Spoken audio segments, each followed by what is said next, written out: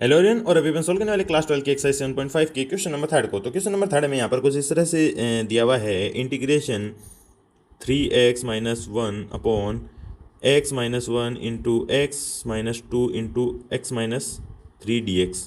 ठीक है, इस तरह से हमें दिया हुआ है। तो अभी अपन इसको सोल्व करेंगे। तो आपने 7.5 के इंट्रोडक्शन में वो फॉर्मूलेज देखे होंगे, तो उन्हीं फॉर्मूले से अपन इसको कंपेयर करने वाले हैं। तो यहाँ पर ये कुछ इस तरह से हो जाएगा, 3x-1 upon x-1 into x-2 into x-3 equals to, अभी यहाँ पर हो जाएगा a/x-1 plus b/x-2 into, sorry, plus में c/x-3, इस तरह से। तो अभी अपन क्या करेंगे, इसको सॉल्व करेंगे यानी कंपेयर करेंगे। तो पहले अपन इस तरफ एलसीएम ले लेते हैं। तो इस तरफ वाली ये तो एज इट इज़ रह जाएगी, 3x-1 upon x-1 into x-2 into x-3 equals to, इसको एलसीएम लेंगे। एलसीएम लेंगे तो अपने पास में ये हो जाएगा x-1 into x-2 into x-3, इस तरह से। तो ऊपर क्या आएगा, तो अभी a को इसके साथ में करेंगे तो ये हो जाएगा a into x-2 into x-3। फिर b से करेंगे तो प्लस में b into x-1 into x-3, फिर प्लस में c into x-1 into x-2। ठीक है, सही लिखा है मेरे हिसाब से। तो ये एकदम सही लिख दिया आपने। तो अभी ये नीचे वाला डिनोमिनेटर एक दूसरे से कैंसिल आउट होकर हट जाएंगे। तो ये हमारे पास में कुछ इस तरह से हो जाएगा, नीचे वाले कैंसिल आउट हो चुके हैं। तो अभी अपन क्या करेंगे, अभी अपन इनको सॉल्व करते हैं आगे।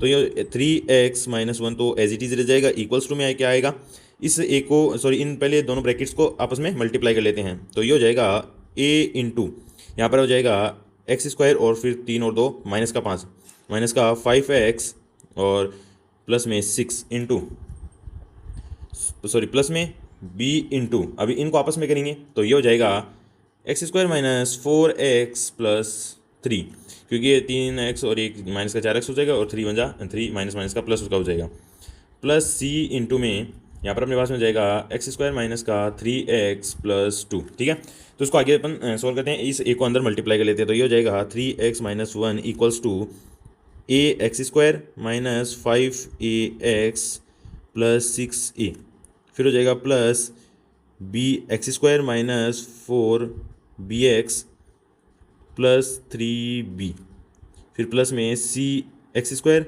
माइनस का 3cx प्लस का 2c। ठीक है, अभी अपने पास में यहाँ पर x² की टर्म है, b² c²। ठीक है, और अभी x की टर्म्स भी हमारे पास में यहाँ पर है, ये रही x की टर्म्स, और ये हमारे पास में कांस्टेंट है। तो इन सबको अलग अलग लिख लेंगे। तो x² में से अपन x² को कॉमन ले लेंगे।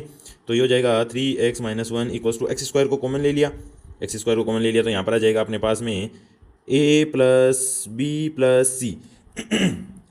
ठीक है, अभी अपन x को कॉमन ले लेंगे तो ये हो जाएगा प्लस x को कॉमन ले लिया तो ये हो जाएगा माइनस का 5a, फिर माइनस का 4b और फिर माइनस का 3c। ठीक है, और अभी लास्ट में अपने पास में यहाँ पर क्या बच जाएगा, प्लस 6a 3b और 2c, 6a plus 3b plus 2c। ठीक है, इस तरह से बच गया है। तो अभी अपने पास में यहाँ पर क्या है ना, ये x² का कोफिशिएंट मिल चुका है, x का कोफिशिएंट मिल चुका है और कांस्टेंट वैल्यू भी मिल चुकी है। तो अभी अपन इनको सॉल्व करते हैं। तो यहाँ पर x² का कोफिशिएंट है, इसको 0 के इक्वल पुट कर देंगे, क्योंकि इस तरफ x² का कोई कोफिशिएंट अपने पास में नहीं है। तो ये हो जाएगा a plus B plus C equals to में 0। तो ये हमारी पहली इक्वेशन आ चुकी है। सेकेंड इक्वेशन क्या है, माइनस का 5a फिर माइनस का 4b फिर माइनस का 3c इक्वल्स टू, किसके इक्वल है, ये x का कोफिशिएंट है तो ये 3 के इक्वल हो जाएगा। और फिर है 6a plus 3b plus 2c equals to minus का 1 हो जाएगा, ये माइनस का 1 हो चुका है। ठीक है, समझ में आ गई होगी आपकी बात। अभी इनको सोल्व करेंगे। तो ये पहली इक्वेशन है, ये दूसरी इक्वेशन है और ये तीसरी इक्वेशन अपने पास में आ चुकी है। तो इनको सोल्व करेंगे। तो आप देख सकते हैं यहाँ पर अपन किस तरह से इनको सोल्व करने वाले हैं। ये जो आप सेकेंड वाली इक्वेशन देख रहे हैं, इसमें माइनस का 3c है, और सॉरी, नीचे वाली से कर लेते हैं। तो जो थर्ड इक्वेशन है, इसमें अपन को प्लस का 2c है और ऊपर वाले में c। तो जब अपन ऊपर वाली को 2 से मल्टीप्लाई करके इसमें से माइनस कर देंगे तो अपन को यहाँ पर ये c कैंसिल आउट हो जाएगा। तो ये 2 ही अपन को इसमें वैल्यूज़ रहेगी। तो अपन पहले इसको कर लेते हैं, तो इसको अपन 2 से मल्टीप्लाई कर लेते हैं, तो ये हो जाएगा 2a plus 2b plus 2c। इसको माइनस कर रहे हैं फिर, तो ये हो जाएगा माइनस का 6a माइनस का 3b माइनस का 2c। ठीक है, इस तरह से हो गया है। और इसमें से इसको माइनस कर दिया है, तो इस जीरो में से इसको माइनस करेंगे, तो इसको 2 से मल्टीप्लाई कर दिया और इसको माइनस, तो इक्वल्स टू में प्लस का 1 रह जाएगा। तो ये माइनस का 2c से 2c कैंसिल आउट हो गया। अभी ये 2 बच गए हैं अपने पास में, तो माइनस का 4a है, तो ये किस तरह से हो जाएगा अपने पास में, माइनस का 4a बच जाएगा और इस तरह बच गया माइनस का 3b और प्लस का 2b, तो ये माइनस का b इक्वल्स टू 1 इस तरह से आ गया है। अभी अपन इनमें से अभी एक और को करते हैं, तो ये आप जो देख रहे हैं इसमें सेकेंड वाली टर्म, तो सेकेंड वाली टर्म में अपन क्या करेंगे, इसको लाने के लिए अपन फर्स्ट वाली को 3 से मल्टीप्लाई करेंगे और फिर इसमें ऐड कर देंगे सेकेंड वाली में। ठीक है, तो इसको 3 से मल्टीप्लाई करेंगे, तो ये हो जाएगा 3a plus 3b plus 3c equals to sorry plus minus का है ना, minus 5a minus 4b minus 3c equals to में अभी ये तो 3 से मल्टीप्लाई कर दिया, अब इसमें से इसको माइनस कर दिया, यानी इसमें ऐड कर दिया, तो ये इक्वल टू में 3 रह जाएगा। ठीक है, तो यहाँ पर ये 3c से 3c कैंसिल आउट हो गया, तो यहाँ पर है 3a और माइनस का 5a, तो ये माइनस का 2a बच जाएगा, माइनस का 2a। और फिर इस तरफ है माइनस का 4b और इस तरफ 3b, तो ये माइनस का b इक्वल्स टू में कितना हो जाएगा, 3 हो जाएगा। तो अपने पास में माइनस का 4a और एक इक्वेशन अपने पास माइनस का 4a माइनस का b इक्वल्स टू में 1। तो अभी इनको अपन कंपेयर क्या करेंगे, नीचे वाली को अपन प्लस कर देंगे, तीनों को माइनस से मल्टीप्लाई कर देंगे, तो ये माइनस का 1 हो गया है, तो ये b से b कैंसिल आउट हो जाएगा, प्लस का 4 और माइनस का 2 कितना हो जाएगा, 2a हो जाएगा। ठीक है, और ये 3 में से माइनस 1 हो जाएगा, तो इक्वल्स टू में 2, तो a इक्वल्स टू में 1।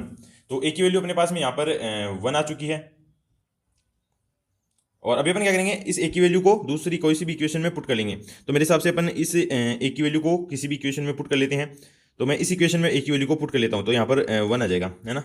ये अपन मान सकते हैं इसको फोर्थ इक्वेशन है, तो a की वैल्यू 1 आ चुकी है, इसको फोर्थ के साथ में फोर्थ में इस a की वैल्यू रख लेंगे, तो ये हो जाएगा माइनस का 4 इंटू में 1 फिर माइनस का b इक्वल्स टू में 1। तो माइनस का 4 है, उस तरफ जाएगा, प्लस का 4 हो जाएगा, तो ये क्या हो जाएगा माइनस का b और माइनस का 4, माइनस का 4 उस तरफ जाके प्लस का 4 हो जाएगा, तो b equals to sorry minus का b इक्वल्स टू प्लस का 4 हो जाएगी 5, तो b की वैल्यू आ जाएगी माइनस का 5।